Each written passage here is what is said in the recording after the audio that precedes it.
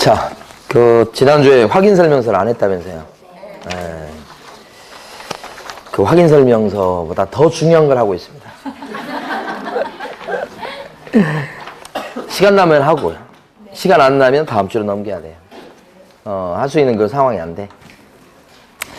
자, 이것도 빨리 끝내면 할 수 있는데, 자, 빨리 끝낼 수 있으려나 모르겠어요. 일단은 지금 4개 중에서 지금 1개 끝냈어요. 주임법. 그것도 빨리 끝낸 거예요, 지금. 자, 이번에 상가 건물 임대차 보호법을 이번 시간에 볼 거예요. 자, 이런 건 상가 건물 임대차 보호법, 이거 민법 시간에 그냥 빨리빨리 앞에서 하면 얼마나 좋겠어요. 그거 훨씬 부드러운데. 그러니까 지금 주임법 했습니까, 민법 시간에? 안 했죠? 빨리 좀 하라고 그러세요. 그걸 바꿔야 되겠어. 민법 제일 첫 시간에 주임법을 해버리고. 근데 꼭 보면 제가 마지막 시간에 걸리잖아요. 그래도 민법 보통 진도 안 나가더라고, 거기까지. 자, 이번에 이제 어디 볼 거냐면 상가 쪽으로 가봅니다. 상가 건물 임대차 보호법인데, 요것도 보면 상가 건물 임대차 보호법 적용 범위. 그죠? 그 다음에 두 번째가 뭐냐면 대항력. 최단 존속기간 먼저 얘기해야 됩니다. 최단 존속기간. 근데 최단 존속기간 하면서 관련된 게 갱신 요구예요. 얘하고 얘가 연결돼요. 그 다음에 대항력. 그 다음에 우선 변제권. 그 다음에 최우선 변제권. 그 다음에 임차권 등기 명령 신청 제도. 그러니까 거의 본따 있어요, 지금 보니까. 지금 갱신 요구, 요게 조금 다르죠. 주택하고는. 그다음에 다 원리가 같아요. 그 다음에 이제 상가 관련해서 꼭 해야 될 게 뭐냐면 권리금이죠, 권리금. 시험에 이제 어디에 집중되냐면 이 권리금 요쪽 부분하고, 그 다음에 갱신 요구하고. 주택에는 이런 게 없죠. 그래서 이게 중요한 거예요, 상가에서. 자, 그럼 먼저 이제 적용 범위에서는요, 요게 지금 첫 줄 보시면 사업자 등록 대상이 되는, 첫째 줄요, 사업자 등록 대상이 되는 영업용 건물 임대차에 적용된다, 이렇게 돼 있어요. 그러니까 적용 범위와 관련해서는 두 가지인데, 하나는 사업자 등록 대상이에요. 영업용이라는 얘기죠. 사업자 등록 대상이 될 거. 등록 대상이다, 이 말이에요. 등록이 돼 있다는 의미가 아니고 등록 대상. 그 다음에 두 번째가 뭐냐면 보증금이 일정 보증금 규모 이하, 적용 보증금 이하. 그랬을 때 적용된다. 그러니까 이 적용 범위와 관해서는 두 가지. 이제 사업자 등록 대상이 된다. 그러니까 이제 이런 상가에 입주해 있어도 동창회 사무실, 뭐 종교, 뭐 단체 사무실 이런 것들, 여가적인 뭐 공간, 사무실 이런 건 보호가 안 되는 거예요. 사업자 등록 대상이 된다. 예? 요거의 첫 번째 내용이에요. 그 다음에 이제 둘째 줄에 있는 것처럼 적용보증금을 초과하지 않는 임대차에 대해서 원칙적으로 적용된다. 요 적용보증금 이하여야 된다. 그게 원칙이에요, 원칙. 자, 좀 이따 볼 거고요. 밑에 보시면 단가로 2번. 여기도 마찬가지. 일시 사용을 위한 임대차가 명백했을 때는 상가건물 임대차 보호법은 적용되지 않는다. 주택도 그랬었죠. 상가에서 일시 사용은 그거예요. 땡처리하러 들어오는 거 있잖아요. 점포 한 3달, 2달 하면서 뭐 점포 정리인가 뭐 하면서 막 옷 갖다 놓고 막 하는 데 있잖아요. 그게 대표적이에요. 그건 상가 건물 임대차 보호법을 들먹거리면 안 됩니다. 그런 거. 일시에 일시. 자, 그 다음에 중요한 게 가로 2번에 보면 박스 부분을 별표하셔야 돼. 요게 바로 요 두 번째 겁니다. 적용보증금 이하. 적용보증금 이하. 그러니까 적용보증금 이하일 때 적용된다 이렇게 되는 거니까 지역마다 틀려요. 그래서 대표적으로 서울 지역 같은 경우는 6억 1천 이하 기억을 해 두셔야 돼요. 이건 암기하셔야 됩니다. 과밀억제 고정이나 부산은요 5억 이하. 거기 부산이 들어온 게 좀 특징이 있어요. 과밀하고 부산이에요. 세 번째는요 광역시하고 그 다음에 좀 큰 도시들이 있어요. 거기 보면 세종, 파주, 화성, 안산, 용인. 인구가 굉장히 많이 늘 거라고 얘기하는 지역이 화성이잖아요, 화성. 그 땅도 크고, 화성, 김포, 광주까지. 요런 지역이 3억 9천이야. 거기 세부적인 막 지역을 다 암기할 그 정도까지는 아닙니다. 주로 광역시하고 뭐 좀 큰 도시, 뭐 세종이나 뭐 파주 이렇게 생각해 보시고. 그 다음에 기타 지역은요, 2억 7천만 원 이하. 이렇게 되죠? 자, 요거 암기를 해 두셔야 돼. 그래서, 요게 뭐, 서울 얼마죠? 6억 1천. 그죠? 그 다음에, 광역하고, 아니, 광역 아니지, 참.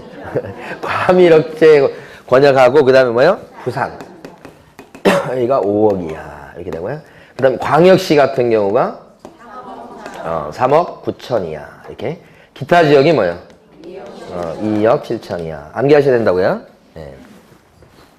근데 이 규모를 따져줄 때 월세가 있으면 어떡하죠? 월세에다가 곱하기 100에서 따져주니까 예를 들어서 하나 연습해봐요. 보증금이 1억에다가 월세가 500만 원이야. 이 정도 하죠. 보증금 1억이면 월세 500. 이런 상가 임차인이 있어요. 이 상가 임차인이 서울에 있어요. 그러면 상가금 임대차 보호법에 따른 보호를 받습니까? 원칙적으로. 보호되죠, 원칙적으로. 요게 만약에 부산에 있으면 어떻게 돼, 부산? 부산은 5억 이하니까 넘어버리죠. 요 500만 원에다 곱하기 100 한다고요. 6억이잖아, 6억. 그러니까 이때는 원칙적으로 보호되지 않고. 그죠? 이렇게 되는 겁니다, 지금. 연습했죠? 그런데, 요렇게 적용보증금을 초과하는, 요런 경우일지라도, 부산에서 요거예요, 지금. 뭐 초과했다 이 말이에요. 원칙적으로 보호가 안 되는 거죠. 다만 이런 경우에도 부산일지라도 보호되는 경우가 있어요. 조문 중에 일부가. 그게 박스 밑에 보시면 반가로 2번이에요. 보증금이 일정 금액을 초과하는 임대차라고 하더라도 어떻게 돼 있어요? 대항력, 갱신요구권, 권리금 회수기의 보장 규정, 그 다음에 뭐 임대차 계약서나 표준 권리금 계약서, 표준 서식, 그 다음에 3기 차임 연체가 있을 때 임대차 계약 해지하고 이런 거, 요것은 적용된다. 이렇게 요 경우가 지금 보면 예외적으로 보호되는, 적용이 되는 겁니다. 적용이 됐다. 보호된다? 적용이다? 적용이 더 낫겠네, 표현사. 보호라기보다는 적용. 여기도 이제 적용된다는 표현이 더 어울릴 것 같고요. 여태 예외적으로 요거 초과하는 경우일지라도 예외적으로 적용되는 경우가 있더라. 어떤 경우에 적용된다고 해 지금? 그죠?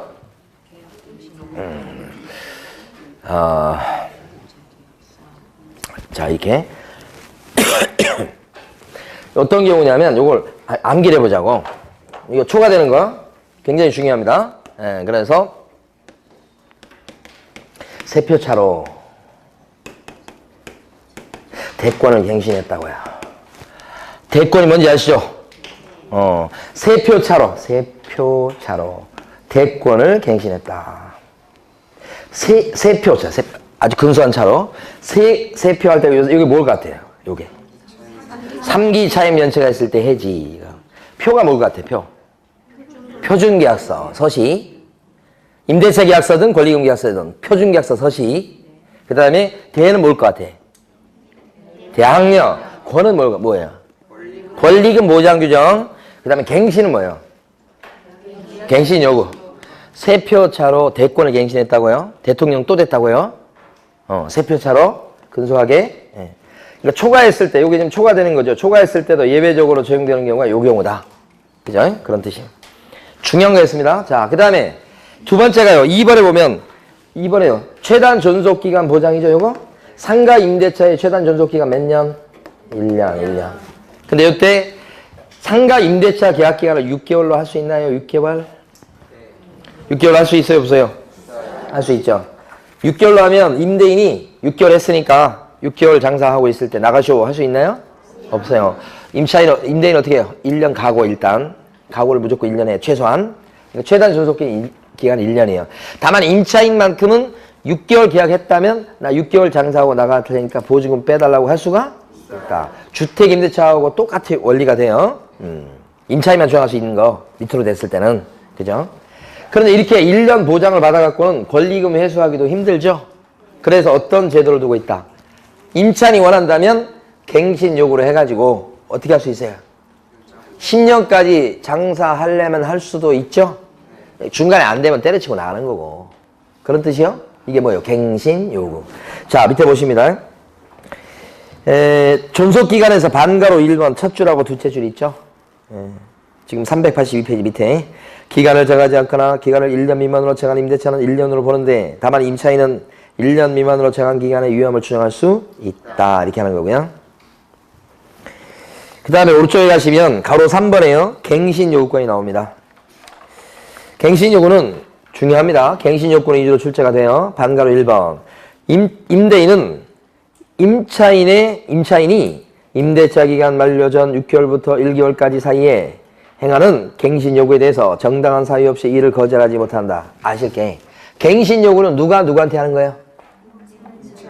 임차인이 임대인 보고 계속 장사하려고 얘기하는 거예요. 그러면 임대인은요, 거의 들어줘야 돼. 그 들어주는 기간은 반가로 2번에 있는 것처럼 최초의 임대차 기간을 포함해서 몇 년을 넘지는 못한다. 10년. 바뀐 거죠. 자, 그러면 갱신 요구가 있게 되면 반가로 3번.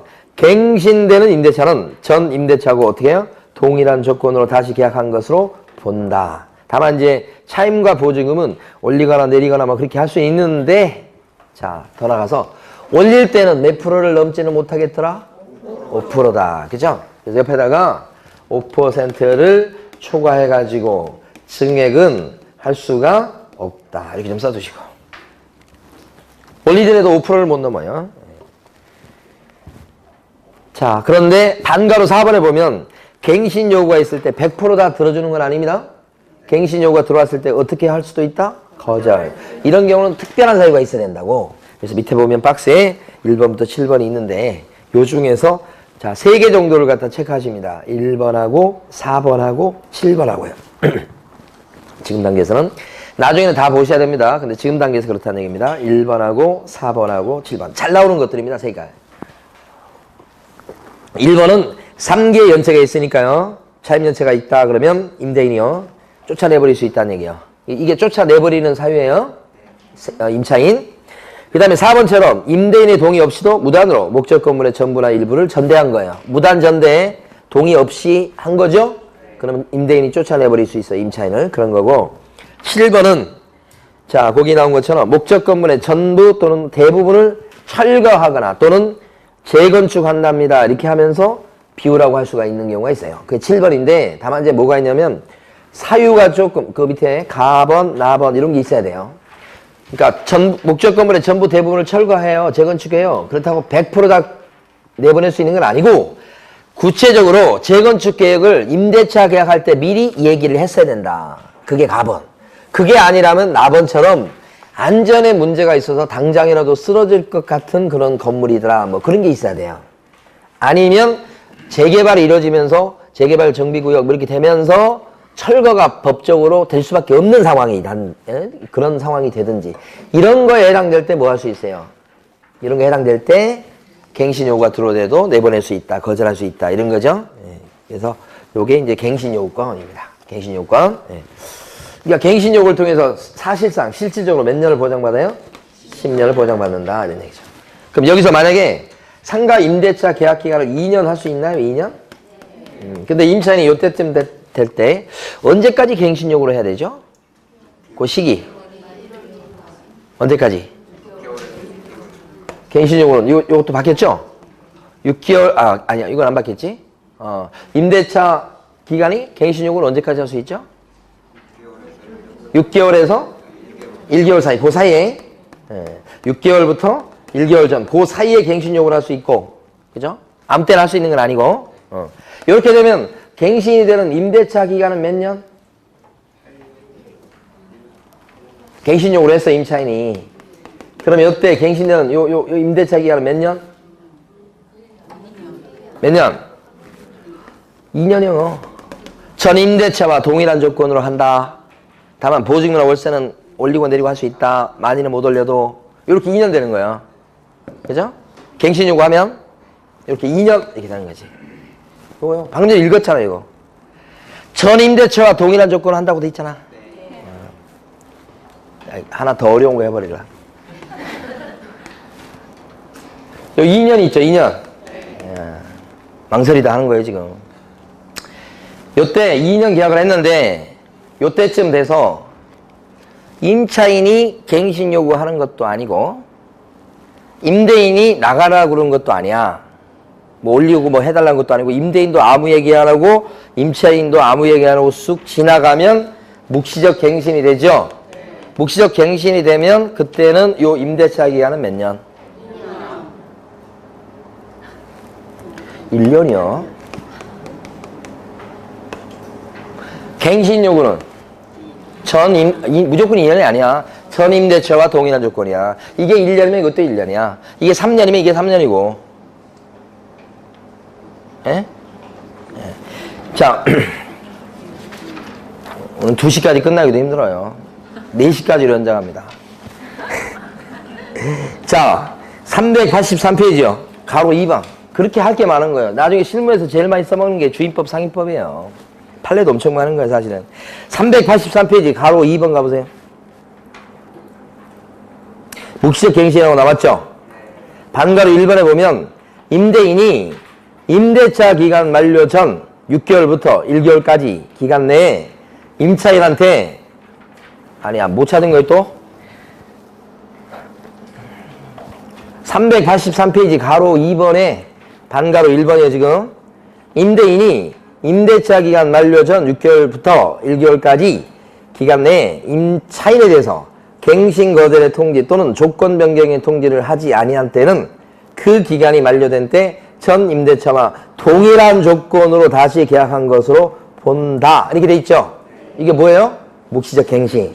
그런데 밑에 보면 이 경우 임대차의 존속 기간은 몇 년으로 본다? 이렇게 돼 있잖아요. 그래서 이게 1년 된다고 말씀드린 거잖아요. 지금 이게 묵시적 갱신이 되면.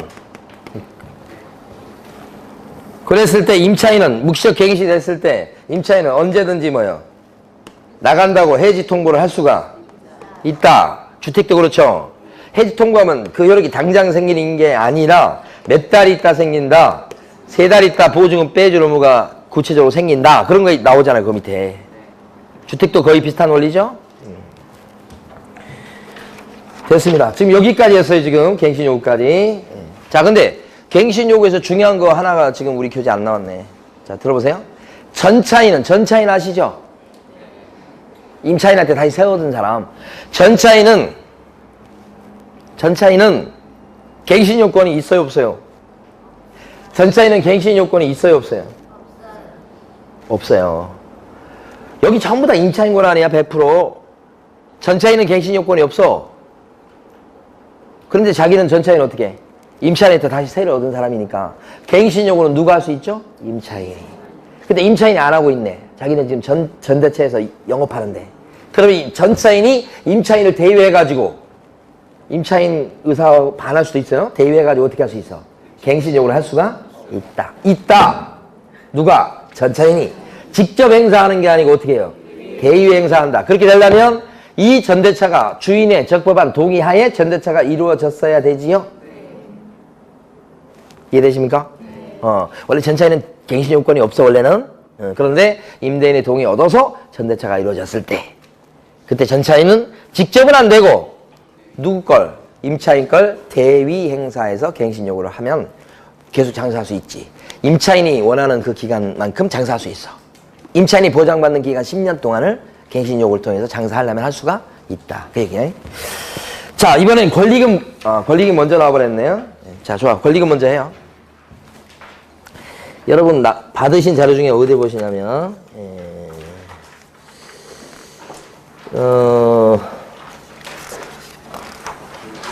저기 4페이지요, 4페이지.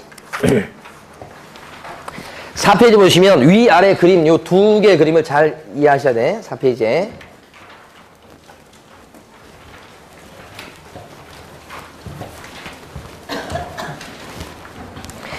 자, 거기 나오는 사람, 이 사람이 임대인이 A입니다, 지금. 이 사람이 지금 이 점포를 갖다 세를 넣은 겁니다. B겠죠? 자, B라는 사람이 임차인. 세를 놨어요. 근데 이 사람이 이제 식당을 운영하시다가 이걸 넘깁니다, C한테. 이 사람은 지금 이 식당을 인수받으면서, 권리금을 주죠, 권리금을. 그러니까 식당에 대한 영업권을 여기 넘겨받아요. 여기야, 여기. 그러면서 주는 돈이 뭐예요? 권리금이죠. 권리금 주고 식당을 인수받는 거예요. 그때 권리금 주고 영업권을 사는 거야. 영업권이 뭐냐 그러면 이 점포의 영업적 가치를 누릴 수 있는 권리예요. 그 영업적 가치라고 하는 게 세 가지가 있어요. 첫 번째가 단골이 많이 확보되어 있다는 단골. 응? 단골이 많이 확보되어 있는 가치. 브랜드가 알려져 있거나. 그죠? 이런 거. 두 번째는 뭐예요? 시설 투자된 거에 대한 가치. 거기 시설 투자돼가지고 감가상각을 하더라도 남아있는 가치가 있을 수 있죠. 그 가치를 쳐서 이제 그 영업권이라고 그래요. 그러니까 요걸 갖다가 인수받으면서 주는 권리금을 시설 권리금 이렇게 얘기하죠. 요것을 영업 권리금이라고 그러죠. 권리금 측면에서 얘기할 때는. 그 다음에 위치가 끝내주죠. 시설 투자하는 게 아무것도 없고 단골도 영업 시작을 안 하는 상태예요, 지금. 그러니까 없겠죠. 브랜드도 알려져 있지 않고. 그래도 위치가 끝내주죠. 그런 영업적 가치가 있을 수 있죠. 위치가 너무 좋으니까. 그래서 그 영업적 가치를 이렇게 살 때 준 돈이 또 권리금이야. 이런 권리금을 바닥 권리금이라고 그래 또. 이 세 가지 영업적 가치가 있고 그 세 가지 영업적 가치를 갖다가 인수할 때 주는 권리금이 있단 말이야. 그 권리금 측면에서 얘기할 때는 요게 영업 권리금, 요게 시설 권리금, 요게 바닥 권리금. 이렇게 바닥 P라고 얘기하잖아. 바닥 권리금 요 세 가지 형태가 있다. 이 사람이 주고 이걸 인수하는 거야. 권리금 1억에 식당을. 그러면 권리금을 지금 보니까 지금 그림에서는 임차인이 받아먹죠? 그 임대인은 권리금 받아먹을 수 있을까 없을까? 없어요?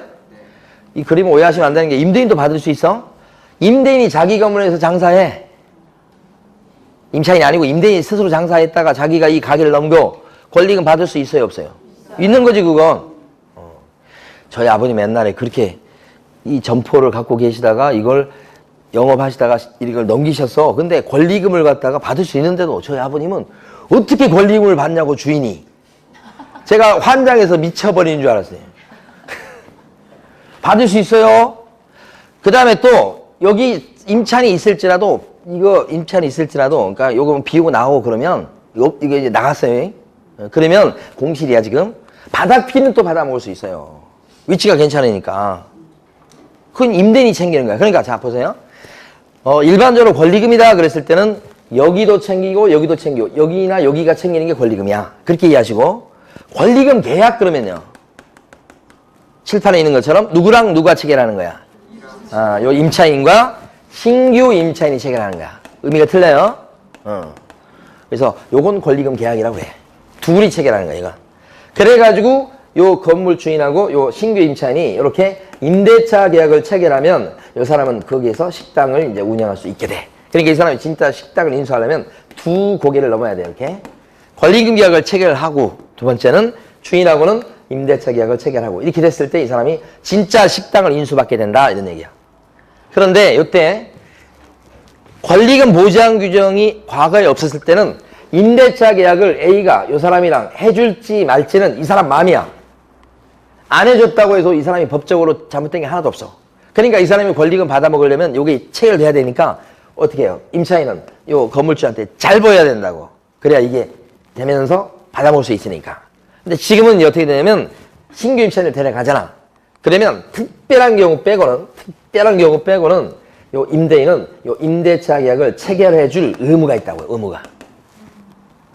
해줘야 돼. 그죠?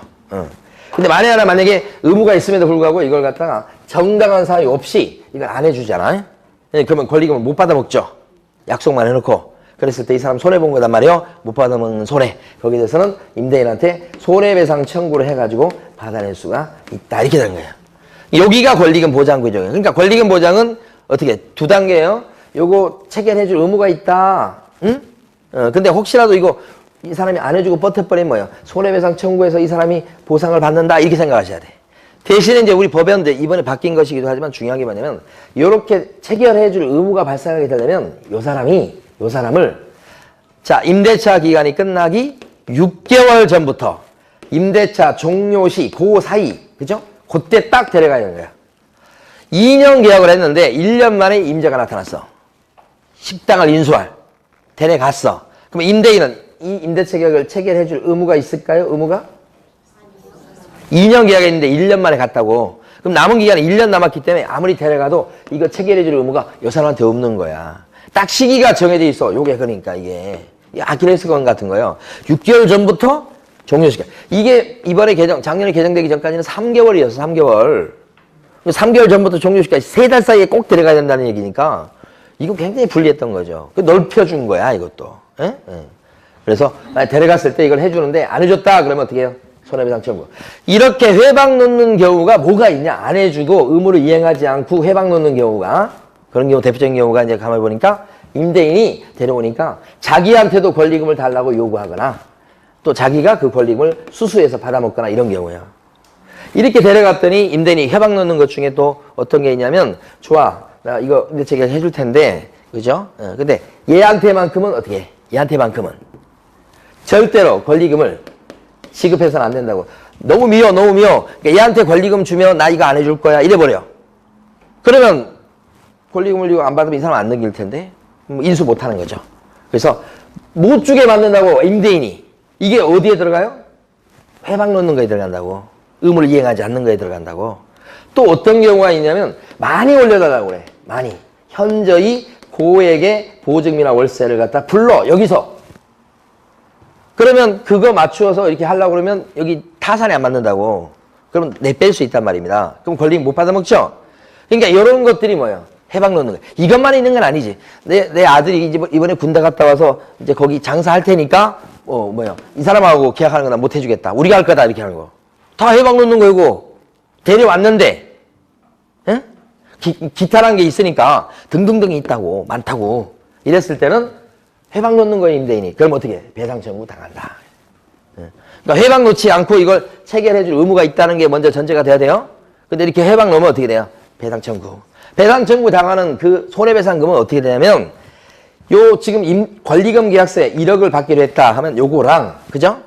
임대차 종료 당시에 감정평가를 통해서 이 점포 권리금 감정평가된 금액이랑, 그 감정평가된 금액이 예를 들어서 7천이다 그러면 요 7천만 원하고 감정평가된 금액하고 여기 나온 금액 중에서, 여기 지금 인정된 금액, 주고받기로 한 금액 중에서 둘 중에 적은 금액까지 청구할 수 있어요.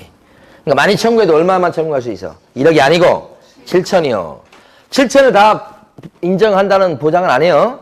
여기까지 청구할 수 있다는 거고 판사가 또 깎을 거예요. 그러니까 이 사람이 오케이 해가지고 이렇게 권리금 받아 먹었을 때보다 훨씬 적은 돈을 시간을 많이 흘러가지고 손해배상을 받게 되니까 어떻게 해요? 그래도 권리금 보장하는 규정이 있지만 우리 건물주한테 인사 잘하고 다녀야 된다고. 이게 권리금 확 줄어들어요. 시간 오래 걸리고요. 이거예요, 권리금 보장 규정이. 그런데 하나만 더. 요 내용을 지금 옆에 쓰고 있잖아. 근데 100% 다 체결해줄 의무가 있다고 보면 안 되지. 응? 예외가 있을 거 아니야. 저 A도 사정이 있을 수 있잖아. 그래서 요게 뭐냐면 정당하게 거절할 수 있는 사유예요. 누가? 임대인이. 이건 거절해도 손해배상 청구 안 당하지. 자, 그런 경우 어떤 게 있냐면, 신규 임차인 C를 데려왔는데 요 C가 도대체가 돈이 없어 보이는 사람을 데려왔어.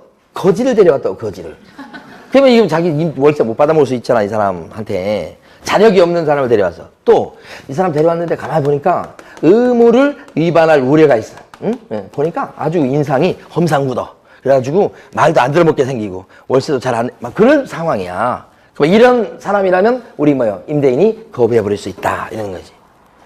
그 다음에 또 임차인이 1년 6개월 이상 영업을 안 했어. 장사도 안 해놓고 지금 넘겨서 권리금 받아먹겠다고 하는 거란 말이에요. 자, 이런 것일 때도 거절할 수가 있다. 이건 당당히 거절할 수 있는 거예요. 또 네 번째 같은 경우는 어떤 경우냐면, 임대인이 골랐어. 임대인이 요 사람을 선택한 겁니다. 이 사람이 구해온 게 아니고, 그죠? 임대인이 선택한 사람인데 이 사람이 이렇게 권리금을 주려고 그래. 여기 달라고 하니까. 그랬을 때는 이 사람 입장에서는 자기가 구했는데 임대인이 선택했다고. 그랬는데 이렇게 권리금을 주려고 한다면 임대인은요, 당신은 너하고 안 할래? 그럴 수 있다고. 그러니까 이렇게 정당한 사유가 있을 때는 체결해줄 의무가 없어지는 거지. 그 빼고는 보통 체결해줄 의무가 원칙적으로 있다는 거지.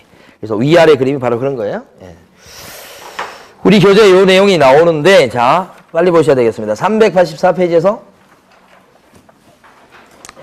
384페이지 가로 4번에 권리금 회수기의 보호 등이라고 되어 있고, 384페이지요. 동그라미 1번 권리금 읽어보셔야 돼요. 조문이에요. 근데 원래 판례였는데 조문에서 그대로 갖다 쓴 겁니다.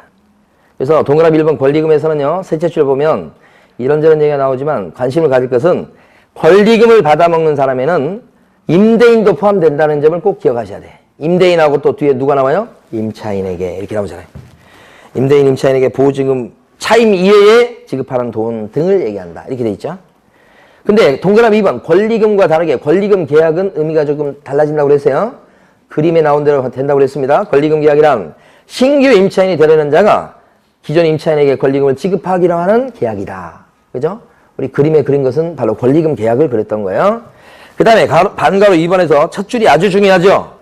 권리금 회수 기회를 보장받으려면 우리 기존 임차인은 신규 임차인을 언제까지 데려가야 된다고요?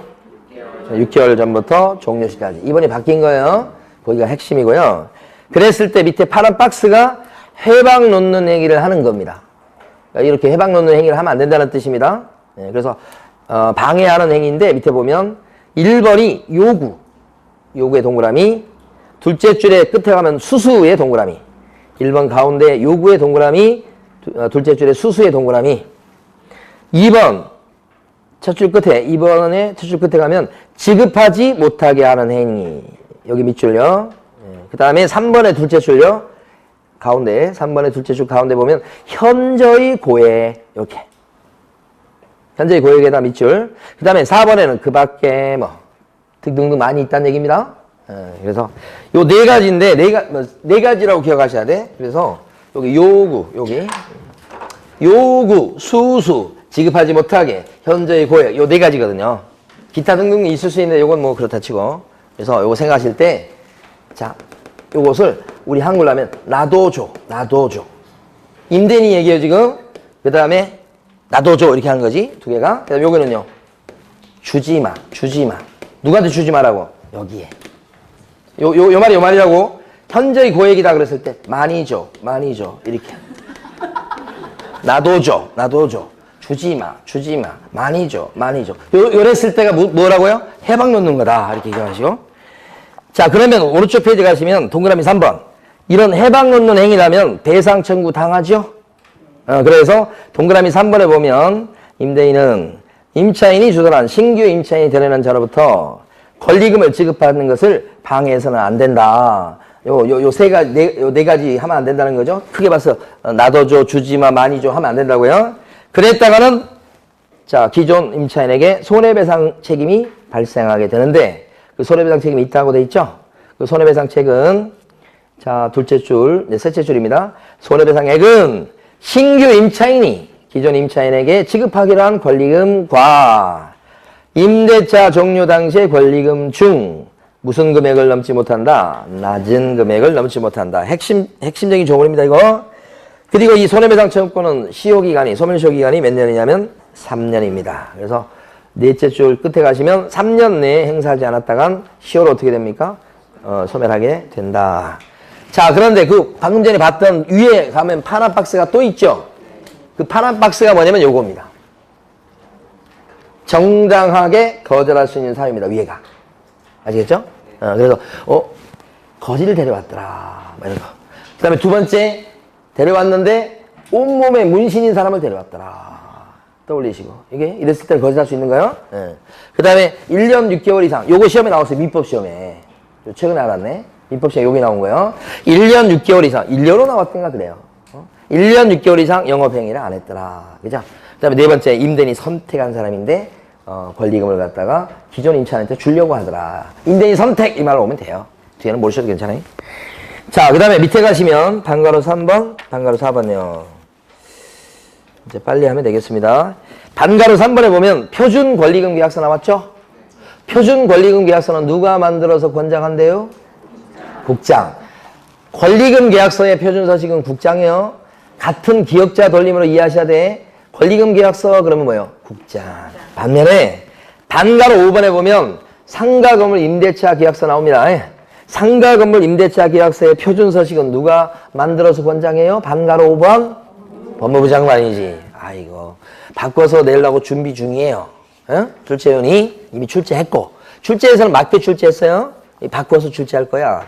그래서 두 개 다 기억하면 좋지만 안 되면 한 개라도 기억해야 돼. 한 개라도 기억한다면 권리금 계약서다 그러면 같은 기억자로 시작하잖아. 국장. 상가 건물 임대차 계약서는 법무부 장관. 이렇게. 자, 다음 페이지 갑니다. 네모 3번에 보면 차임 연체와 해지라고 돼 있죠? 다음 페이지 제일 위에. 자, 상가 임대차에서는 해지 사유가 3기 연체죠? 주택 임대차는요? 2기 연체일 때 해지 사유가 되는 거예요. 주택은 2기 연체, 3기는 3기 연체. 이렇게. 자, 그 다음에요. 네모 4번에 대항력 나왔죠? 대항력 있어요. 여기서 대항력과 관련해서 가로 1번에 반가로 1번. 임대차는 그 등기가 없는 경우에도 임차인이 뭐예요? 대항 요건을 갖춘 때는 인도와 사업자 등록을 마친 걸 얘기합니다. 그 다음 날부터 제3자에 대해서 효력이 생긴다. 이게 뭐예요? 대항력. 그러니까 원리가 똑같아서 뭐. 대신 뭐만 달라져요? 주택하고 달라지는 점. 주택은 주민록 가지고 써먹지만, 주민록 전입신고 가지고 써먹지만, 여기는 사업자 등록 가지고 써먹는다. 그것만 달라지는 건데. 자, 중요한 판례 두 가지만 밑줄을 긋겠습니다. 제일 밑에 가시면, 제일 밑에서 1번 판례 중에서 셋째 줄입니다. 셋째 줄. 자, 중간 정도에 건물의 일부분을 임차했을 때 그 사업자 등록이 제3자에 대해서 관계에 있어서 임대차의 공시 방법이 되기 위해서는 사업자 등록 신청할 때 임차 부분이 어떤 부분인가를 제3자가 알 수 있게끔 도면을 갖다 첨부해서 사업자 등록 신청을 해야 되겠다. 그 얘기죠, 지금. 일부 임대차일 때 그런 얘기고. 자, 그 다음 오른쪽 페이지 3번. 네 줄을 다 읽어보겠습니다. 상가 건물의 임차인이 3번 보증금 반환 채권에 대해서 상가 건물 임대차 보호법상의 대항력 또는 우선 매도권을 갖다가 가지기 위한 요건 및 그에 따른 사업자 등록을 마친 사업자가 사업자 등록을 했던 사람이 지금 둘째 줄부터 보시면 돼요. 사업자 등록을 마친 사업자가 폐업했다가 다시 같은 상호 그 다음에 같은 등록번호로 사업자 등록을 했을 때 사업자 등록번호가 같아요. 그랬을 때 같은 상호로 그랬을 때 상가 건물 임대차 보호법상의 대항력과 우선 매도권은 존속하는 게 아니고 새로 갖춘 걸로 보는 겁니다. 중간에 뭐였으니까? 폐업. 그래서 새로 갖춘 걸로 보기 때문에 존속한다고 할 수가 없다는 판례 알아두셔야 되고.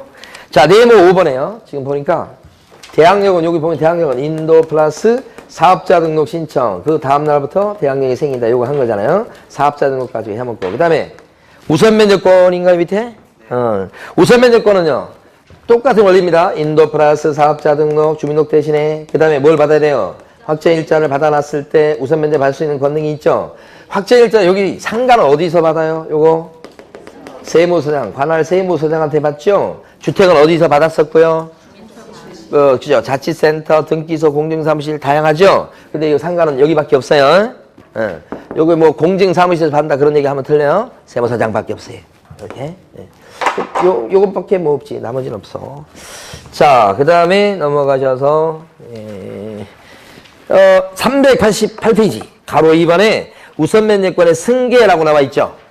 잘 되셨습니까? 반가로 1번 가면 은행 등 금융기관 등이 우선면제권을 취득한 임차인의 보증금 반환 채권을 계약으로 양수한 경우 양수한 금액의 범위에서 우선면제권을 어떻게 한다고요? 승계. 이게 주택임대차 보호법하고 똑같아요. 우선면제 받을 수 있는 권능을 승계한 거야. 보증금 반환 채권을 사들였으니까 그런 뜻이고 그랬을 때 반가로 3번 금융기관 등은 우선면제권을 행사하기 위해서 임차인을 대리하거나 대위해서 임대차를 해지할 수는 없어. 그러니까 더 줄이면 해지는 안 돼 금융기관은. 근데 임차권 등기는 돼야 안 돼요. 임차권 등기 변경 신청을 대위해서 임차권 등기를 할 수는 있다. 자신의 우선면제권을 지키려고 그런 거죠 지금. 더 줄여서 얘기하면 자 금융기관은 해지는 못하지만 임대차 해지 얘기하는 거예요. 임차권 등기는 할 수가 있다. 이렇게 알아두셔야 돼. 너무 중요합니다. 자, 최우선 면적권입니다. 최우선 면적권은 칠판 보시면 인도 플러스 사업자 등록이라는 대항 요건을 갖추는 건 똑같아요. 이것도 늦어도 언제까지는 대항 요건을 갖춰야 돼요? 경매 넘어가기 전까지는 갖춰야 된다. 그리고 어디에 들어가면 되죠? 소액료. 원리가 똑같죠? 주민등록 대신에 여기 사업자 등록 써먹고 똑같죠?